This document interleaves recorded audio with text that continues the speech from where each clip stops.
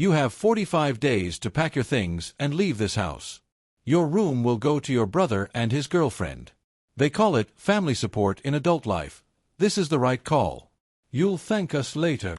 Hi Reddit, it's me, Mark. I've been thinking a lot lately about my childhood, and the memories just won't leave me alone. It's not easy to talk about this stuff, but sometimes you just need to let it out. Maybe someone out there will understand, or at least, it'll feel like someone's listening. When I was little, I felt like the luckiest kid in the world. My parents, Alice and Adam, were so into me. They'd spend hours playing games, reading books, and just being there for me. Mom used to say I was her little sunshine, and Dad? He couldn't stop raving about how smart I was. Every tiny thing I did seemed to make them proud. If I drew a stick figure, it went straight on the fridge. When I got a gold star in kindergarten, they practically threw a mini-party. I felt seen, I felt loved, and I felt safe. Then Samuel was born. I remember how excited they were when they found out they were having another baby. You're going to be a big brother, they told me, and I was thrilled. I pictured us playing together, sharing toys, and having adventures. I didn't know that Samuel's arrival would turn my world upside down. At first, it was subtle. A few less bedtime stories because the baby was crying. Dad missing a soccer game because Samuel needed a nap. I figured it was just temporary. New babies are a lot of work, right? But then, temporary became normal. Suddenly, everything revolved around Samuel. Before long, I was less their kid and more like Samuel's unpaid nanny. I didn't just watch him now and then, I was expected to be the one keeping an eye on him. I'd come home from school, tired and eager to relax, but there was Samuel, needing someone to entertain him. Mom and Dad were busy with their art, and they'd just wave it off, saying, "You're such a good big brother. Samuel looks up to you." When Samuel was a toddler, things got even harder. He was a handful, constantly running around, getting into things he wasn't supposed to. If I didn't catch him in time, it was always my fault. "Mark, why weren't you watching him?" Mom would say as she cleaned up whatever mess he'd made. I'd try to explain that I had homework or that I just needed a break, but it didn't matter. My needs were invisible compared to Samuel's. Once, when I was around 8, Mom asked me to keep an eye on Samuel while she worked on a painting. I sat him down with some toys and turned my back for a second, just a second, to grab a book. When I looked back, Samuel had climbed up on Mom's stool and spilled paint all over her canvas. I panicked, tried to clean it up, but it was ruined. When Mom saw it, she was furious. "Mark, I told you to watch him," she yelled. Samuel, of course, started crying. "I was just helping Mommy paint," he said through his crocodile tears. Mom sighed, gave him a hug, and told me I needed to be more careful next time. It wasn't just about the chores or the blame. It was the way they treated Samuel like he could do no wrong. When he messed up, it was brushed off as creative energy or just being a kid. Meanwhile, if I forgot to take the trash out or left a light on, it was a whole lecture about responsibility. By the time I was 10, I wasn't just Samuel's brother. I was his full-time babysitter, personal assistant, and sometimes his scapegoat. And the worst part? He knew it. Samuel was smart enough to realize that no matter what he did, he could pin it on me, and they'd believe him. That's how my childhood shifted, from being the center of my parents' world to feeling like I didn't belong in it at all. And the resentment started growing, little by little, every single day. Hi again, Reddit. Thanks for sticking with me through this. If the first part of my story was tough to write, this next one is even harder. I've been digging through some painful memories, but I feel like it's time to let it out. After Samuel was born, it didn't take long for me to realize that in my parents' eyes, they only had one child, and it wasn't me. It's not like they said it outright, but everything they did made it clear. Samuel wasn't just their favorite. He was their only. Let me paint the picture for you. My mom was always obsessed with her art. Before Samuel, she'd sketch little things for me, a drawing of my favorite cartoon character, a goofy portrait of me with exaggerated features. But after Samuel came along, every sketchpad, every canvas, every spare moment was dedicated to him. She drew him sitting in his high chair, sleeping in his crib, even crying in her arms. Once, I asked her why she didn't draw me anymore. Her response? "Samuel just has such an expressive face." Don't you think? I didn't know what to say to that. Dad wasn't much better. He was a sculptor, and while he wasn't as overt as Mom, his favoritism showed in little ways. Samuel was allowed to sit with him in the workshop, playing with scraps of clay and wood. Whenever I asked to join, Dad would shake his head and say, "Not you, Mark. You're too clumsy." The few times I tried to prove I wasn't, he'd snap at me for being in the way. But when Samuel broke one of Dad's tools, all he got was a chuckle and a boys will be boys. At school, I worked hard, maybe too hard. I got straight A's, hoping my parents would notice, but they barely glanced at my report cards. "Good job," they'd say distractedly, before turning their attention back to Samuel's latest finger-painting masterpiece. I'm not exaggerating when I say that one of Samuel's splatters of paint made it into a frame on our living room wall. Birthdays were another gut punch, each one worse than the last. I'll never forget the year of the pirate party fiasco. I had just turned 10, and for weeks leading up to my birthday, I'd been dropping hints about what I wanted. Nothing too extravagant, just a small gathering with my friends, a chocolate cake, and maybe a movie night. It felt simple, reasonable. But when the day arrived, it was just like any other. I woke up early, expecting some sort of surprise, a card, a balloon, something. Instead, I found my mom in the kitchen, sipping her coffee and working on a sketch, and my dad out in the garage, fiddling with his tools. I waited all morning, telling myself they were just being sneaky, that the big reveal was coming. By the afternoon, it became clear there was no plan. No cake, no decorations, no mention of my birthday at all. When I finally asked, Mom just said, "Oh, Mark, I've been so busy. We'll do something later, okay?" Later never came. Fast forward a month, and it was Samuel's birthday. Now, this wasn't just a little family gathering, it was a full-blown production. They turned our backyard into a pirate's dreamland, complete with a treasure hunt, a pirate ship built from cardboard boxes, and costumes for every kid. Mom spent hours sewing Samuel's pirate captain outfit, while Dad constructed a fake plank for the kids to walk. Samuel was thrilled, running around shouting, "Arr, matey," while everyone cheered him on. I spent the day trying to smile, clapping when Samuel opened his gifts and pretending it didn't hurt. But the truth, it felt like a slap in the face. I kept wondering, why didn't they do this for me? Was I not worth the effort? The next year, I stopped asking for birthday parties. It just wasn't worth the disappointment. On my 11th birthday, I spent the day quietly in my room, hoping maybe this time they'd surprise me. Around dinner, I smelled something sweet and thought, finally, they remembered. I rushed to the kitchen, only to see my mom pulling a cake out of the oven, Samuel's favorite, strawberry shortcake. "Whose birthday is it?" I asked, my heart sinking. "Oh, no one's," Mom said with a shrug. "Samuel's been such a good boy lately, I thought I'd bake him a little treat." I wanted to scream, "It's my birthday!" But I didn't. Instead, I sat at the table, watching them fuss over Samuel as he devoured his, just because, cake. Dad even spent the evening helping him build a birdhouse for no reason other than Samuel asked. That night, I went back to my room and stared at the ceiling, telling myself it didn't matter. But it did. It mattered so much that it felt like a weight pressing down on my chest. I'd stopped expecting gifts or parties, but I still wanted to feel seen, to feel like my birthday meant something to them. Instead, it was like I didn't exist. By the time my next birthday rolled around, I didn't even bother hoping. It was easier to pretend it didn't matter than to face the heartbreak again. But every year, watching them go all out for Samuel while I got nothing, a little piece of me broke. And I carried those pieces with me, wondering if I'd ever feel whole again. It was 5th grade, and I had been working on my science project for weeks. The assignment was to create a model of the solar system, and I threw myself into it with everything I had.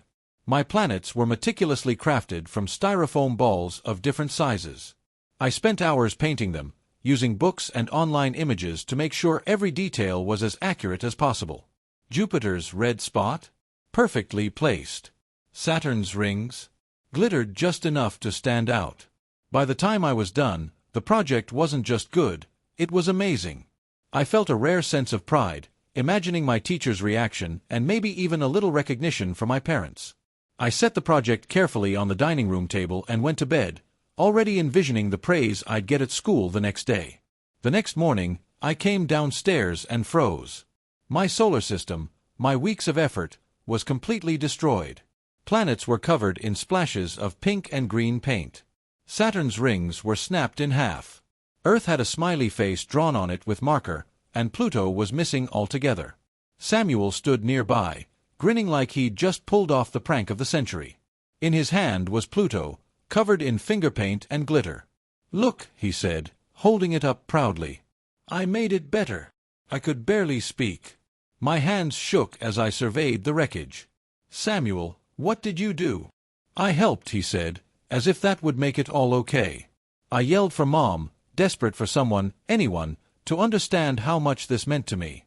She walked in, coffee mug in hand, looking like she'd just woken up. "What's going on in here?"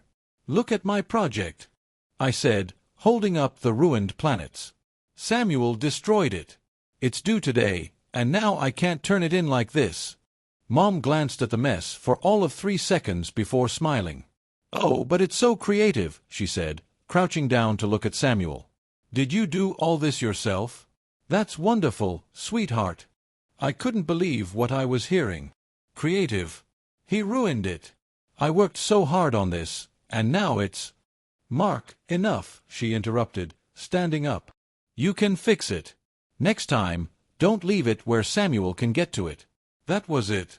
No punishment for Samuel, no acknowledgement of the hours I'd poured into the project. Somehow, it was my fault for not anticipating that he'd destroy it. I spent the next hour frantically trying to repair the damage. I scrubbed off the marker, repainted the planets, and glued Saturn's rings back together. It was rushed and messy, nothing like the polished project I'd started with. At school, my teacher gave me a B+, which felt like a slap in the face compared to what I knew it could have been.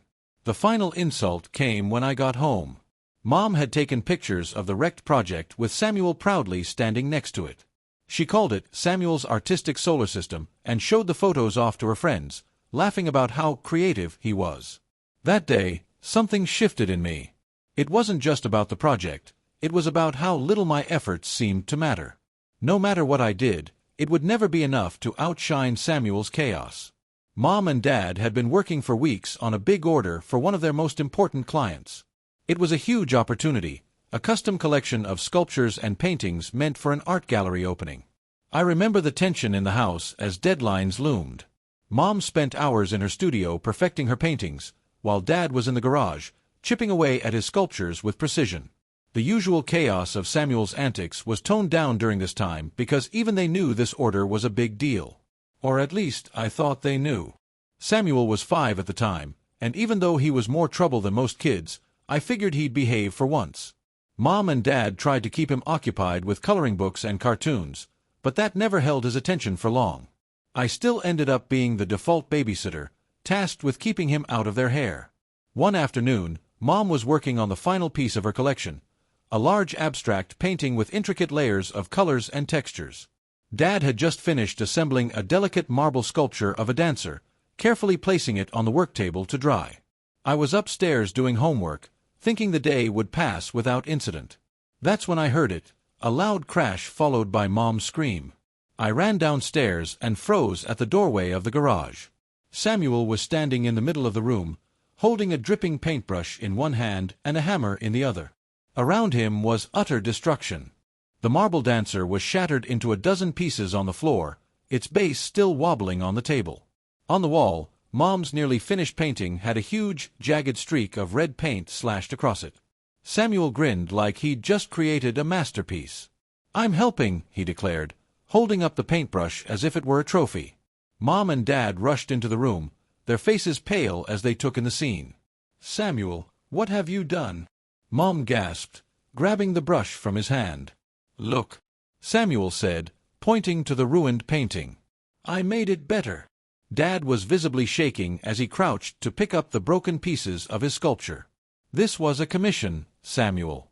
This isn't a game." Samuel's face fell for a second, but then he turned to me. "Mark told me to do it." I couldn't believe what I was hearing. "What?" "I wasn't even here." But Samuel's crocodile tears had already started. "He said I could play with the paint. I just wanted to help." Mom sighed, rubbing her temples. "Mark, why weren't you watching him?" I was upstairs. I protested. He's not my responsibility.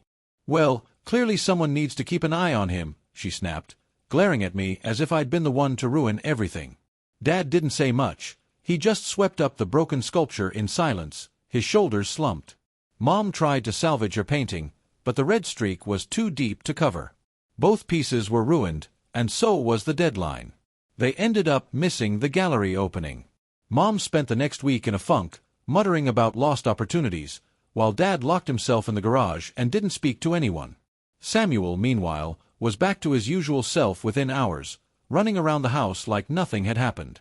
What hurt the most wasn't just that Samuel had ruined something so important to them, it was that they still couldn't see him for what he was. Instead of holding him accountable, they brushed it off as just being a kid and turned their frustration on me. By then, I'd stopped expecting fairness. I knew that no matter what Samuel did, I'd somehow end up carrying the blame. The day I got kicked out of the house is one I'll never forget. It wasn't just the fact that I was told to leave, it was the reason behind it that stung the most. I was 18, freshly graduated from high school, and trying to figure out my next steps. I had worked hard to get accepted into a decent college and even managed to secure a partial scholarship. My parents, they barely acknowledged it. "Good job," Mom muttered one evening, distracted by her sketchbook. Dad didn't even look up from the sculpture he was sanding. At the same time, Samuel, who was 15 by then, had started dating a girl named Becca. She was loud, bossy, and as entitled as Samuel himself. She came over almost every day, treating our house like it was her own personal hangout spot. She'd raid the fridge without asking, leave her stuff lying around, and hog the TV for hours. At first, I tried to ignore it. I told myself it wasn't worth the fight. But Becca was relentless, constantly picking fights and acting like I was in her way. She'd say things like, "Why don't you get your own place, Mark? Isn't that what grown-ups do?" Samuel, of course, would laugh and join in. One day, it all came to a head. I came home from my part-time job to find that Samuel and Becca had pushed my bed into the corner of the room and moved her stuff into the space. My desk was piled with her makeup and hair products, and my books were dumped in a box on the floor. "What is this?" I asked, trying to stay calm. "Oh, Becca's going to be staying here for a while," Samuel said casually, like it was no big deal. "Mom and Dad said it's fine." Becca smirked. "Don't worry, Mark. We'll make it cozy for you." I was furious. "This is my room. You can't just take over." Samuel shrugged. "Well, maybe it's time you moved out, anyway. You're 18. Isn't that what adults do?" I stormed downstairs to confront Mom and Dad. "What's going on? Why is Becca moving into my room?" Mom barely looked up from her painting. "Mark, you're going to college soon. It makes sense for Samuel to have more space." "But I haven't even left yet." I protested. Dad sighed, setting down his tools. "Mark, we think it's time for you to start learning to live on your own. You're an adult now. It's the right decision." I couldn't believe what I was hearing. "You're kicking me out?"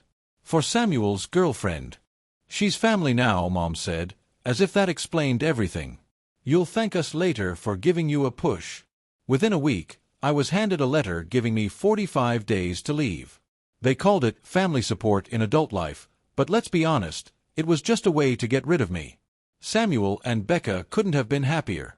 He even helped pack up my things, grinning the whole time.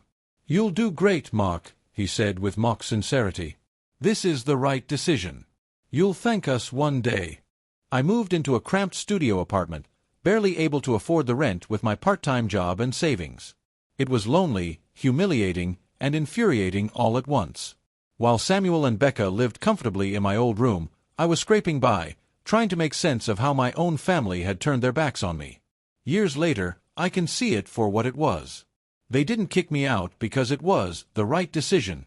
They kicked me out because Samuel always came first, and I was nothing more than an inconvenience in their eyes. When I moved out, I thought I'd figure things out quickly, find a stable place, get through college, and prove to my parents that I could succeed without their help. But life doesn't always go the way you plan, and what happened next is something I wouldn't wish on anyone. At first, I managed to scrape by in a tiny studio apartment. It wasn't much, Just a mattress on the floor, a beat-up desk, and a mini fridge, but it was mine. Between my part-time job and what little savings I had, I barely covered the rent and essentials. I thought I'd hold on long enough to start college that fall, but reality hit hard when my job cut hours and I couldn't make rent anymore. I tried to negotiate with my landlord, explaining my situation, but he didn't care. "I need the rent or the keys," he said bluntly. Within a week, I was packing up my things. I called my parents, swallowing my pride to ask for help, but their response was as cold as ever. "Mark, this is what adulthood is about," Mom said. "You'll figure it out. Why don't you ask your Aunt Karen?" Dad suggested, as if they couldn't be bothered to help themselves. I didn't want to burden Karen. She'd always been kind to me, but I knew she had her own life and responsibilities. So, I ended up at a shelter. It was a harsh adjustment. The shelter was crowded, noisy, and filled with people who were struggling just as much as I was. The first night, I barely slept, clutching my backpack tightly and trying to block out the sounds of arguments and crying. The smell of the place, stale sweat, damp clothes, and disinfectant, clung to everything. Days turned into weeks, and I fell into a grim routine. Mornings were spent lining up for a quick meal, afternoons were for job hunting, and nights were for trying to sleep in a room full of strangers. I didn't have time or money for college anymore. Just surviving took all my energy. The worst part wasn't the physical discomfort or the hunger, it was the shame. I'd gone from being an honor roll student with a scholarship to living in a shelter, all because my parents decided their golden child and his girlfriend deserved my space more than I did. I felt invisible, forgotten, like I didn't matter to anyone. But even in the darkest moments, there were small glimmers of hope. One day, a volunteer at the shelter noticed I was reading a worn-out textbook. "You seem sharp," she said. "Have you thought about going back to school?" I wanted to laugh at the idea. "Not possible right now," I told her. "Well, don't give up on it," she said with a smile. "You're more capable than you think." Her words stuck with me, even as I struggled to find work and figure out my next steps. Eventually, out of sheer desperation, I called Aunt Karen. When I told her everything, she didn't hesitate. "Pack your things," she said firmly. "I'll come get you." For the first time in what felt like forever, I had someone on my side, someone who actually cared. Karen didn't just save me from the shelter, she helped me rebuild my life, one step at a time. When my Aunt Karen arrived to pick me up from the shelter, it felt like the first real breath of fresh air I'd taken in months. She didn't judge me, didn't ask me how I'd ended up there. She just hugged me and said, "Let's get you home." Karen wasn't wealthy or anything, but she had a cozy little house on the outskirts of town. The moment I stepped inside, I felt an overwhelming sense of safety. It smelled like cinnamon and fresh laundry, and the walls were covered with family photos and little paintings she'd done herself. "You're staying here as long as you need," she said, setting up a small guest room for me. "We'll figure everything else out together." Over the next few weeks, Karen didn't just give me a roof over my head, she gave me hope. She sat down with me every night, helping me brainstorm ways to get back on my feet. She made calls to local organizations, sent emails to schools, and even drove me around to job interviews. She encouraged me to believe that my life wasn't over, even though it felt like it was. One evening, after a long day of job hunting, Karen handed me a printout of college application deadlines. "I know you had to put it on hold," she said gently, "but you're smart, Mark. You can still do this." I almost laughed. "Karen, I can barely afford bus fare. How am I supposed to pay for college?" "Let me worry about that," she said with a reassuring smile. True to her word, Karen helped me apply for financial aid and scholarships, navigating the endless forms like a pro. She even reached out to some of her old friends who worked in education, asking for advice and recommendations. I'll never forget the day I got my acceptance letter. It felt like a second chance at the life I thought I'd lost. But Karen didn't stop there. She also helped me find a part-time job at a local bookstore. It wasn't glamorous, but it was steady work, and for the first time in months, I felt like I had some control over my life. The first paycheck I earned at that job felt like holding a treasure chest in my hands. I used part of it to buy a thank you gift for Karen, a simple framed photo of the two of us, taken at a family picnic years ago. When I gave it to her, she got teary-eyed and pulled me into a hug. "You're going to do amazing things, Mark," she said. With Karen's support, I was able to start college while working part-time.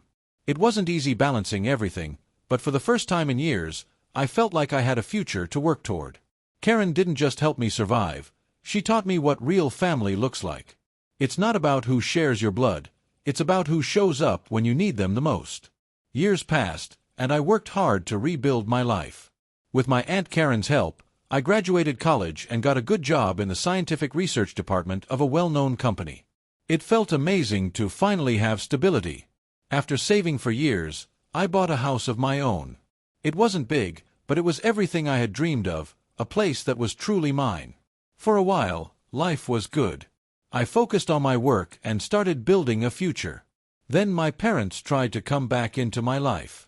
It started with letters, full of apologies and promises to fix things. When I didn't reply, they started calling, leaving messages saying they missed me. I ignored them. One day, they showed up at my door. "We want to talk," my mom said, trying to act warm. My dad stood behind her, looking uncomfortable. I didn't open the door all the way. "What do you want?" I asked. They started talking about how much they regretted everything, how they wanted us to be a family again. I didn't believe a word of it. Things got worse when I found out my younger brother and his wife were in trouble. She had racked up a lot of debt, and they couldn't keep up with their bills. My parents decided the best solution was for Samuel to move into my house with his family. Mom called to explain. "Mark, your brother has nowhere to go. You have so much space, it's only fair to help him out." I was stunned. "No," I said firmly. "But he's your brother," she insisted. "Family helps family." "Family didn't help me when I needed it," I replied. "You kicked me out to make room for him, remember? I'm not doing this." They tried everything, guilt trips, promises to stay out of my business, even begging, but I didn't budge. I'd worked too hard to build a life free from their chaos, and I wasn't about to let them or Samuel ruin it. In the end, I had to block their numbers and stop responding entirely. They showed up at my house one more time, but I refused to let them in. I told them to leave or I'd call the police. I don't regret my decision. For years, they treated me like I didn't matter, and I refused to let them back into my life just because they need something now. My house, my peace, and my happiness aren't up for grabs. Should I feel guilty? Sometimes I wonder if cutting my parents and brother out of my life makes me heartless. But then I think about everything I went through, the neglect, the favoritism, being kicked out when I needed them most, and I realize I don't owe them anything. They had years to treat me with respect, to show me I mattered, and they chose not to. Now that they need help, they want to act like none of it happened, as if I'm supposed to forget the pain they caused and welcome them back with open arms.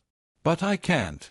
I worked hard to build a life for myself, a life without their chaos, without their constant excuses, and without feeling like I was second to Samuel in everything. Letting them back in would destroy all of that. So no, I don't feel guilty. I feel like I did everything right. I made my boundaries clear, and I stuck to them. For the first time in my life, I chose myself, and I'm proud of that. Family isn't about blood, it's about love, support, and respect. My Aunt Karen showed me what real family is, and for that, I'll always be grateful. This is my story. It's messy, it's painful, but it's also mine, and I'm finally at peace with how it turned out.